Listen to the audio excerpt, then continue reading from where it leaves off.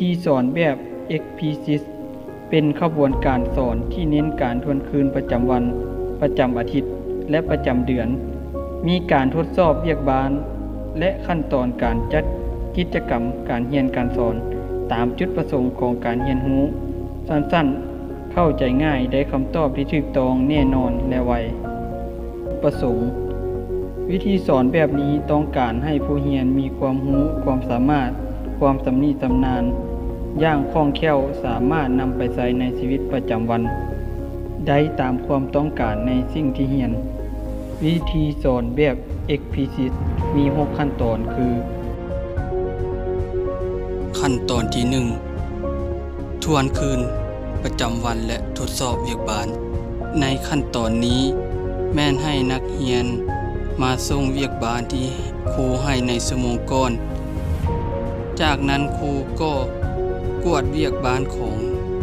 นักเรียนที่เอามาส่ง และครูก็ให้นักเรียน1 คนออกมาแก้เวียกบ้าน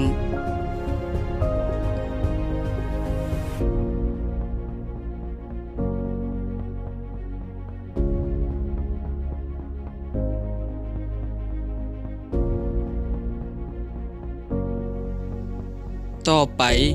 ครูก็สร้างประเด็นการเรียนรู้เพื่อเป็นการทวนคืน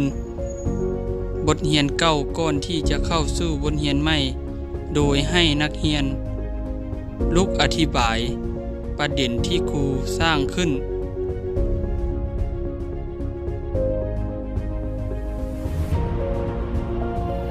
ขั้นตอนที่ 2 การนำเสนอความตอนนี้เป็นการเข้าสู่บทเรียนใหม่ซึ่งครูจะต้องได้แจ้งจุดประสงค์การเรียนรู้ให้ละเอียดและชัดเจนเสนอความรู้โดยรวมของบทเรียนที่จะสอนจากนั้นครูก็เริ่มสอนบทเรียนใหม่ไปเทื่อละน้อย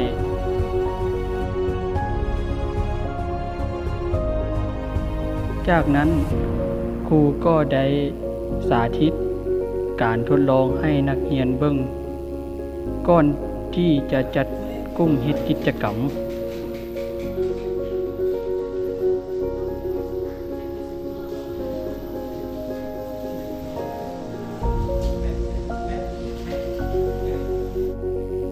ต่อไปครูก็ให้นักเรียนจัดกุ้มเฮ็ด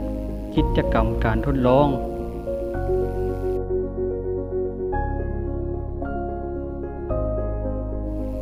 จากนั้นครูก็ย้ายอุปกรณ์การทดลอง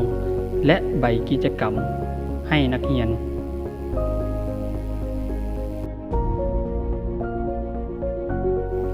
ขั้นตอนที่ 3 การปฏิบัติโดยผู้สอนควรแนะนำขั้นตอนนี้ครูจะบอกจุดประสงค์ของการทดลองครูแนะนำอุปกรณ์และแนะนำวิธีการทดลอง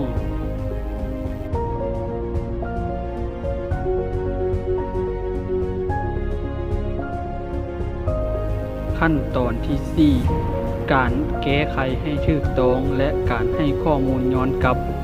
ครูตอบคำถามนักเรียนในสิ่งที่นักเรียนบ่เข้าใจครูก็ให้คำตอบที่ถูกต้องแก่นักเรียนเพื่อให้นักเรียนดำเนินการทดลองต่อไปขั้นตอนที่ 5 การฝึกอย่างอิสระ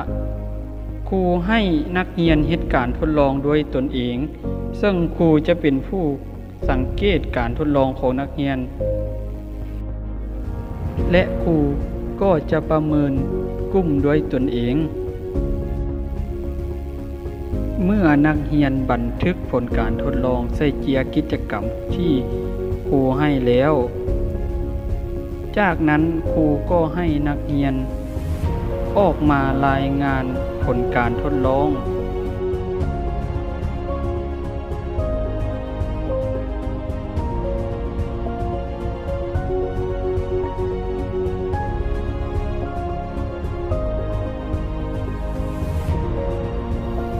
หลังจากรายงานผลทดลองแล้ว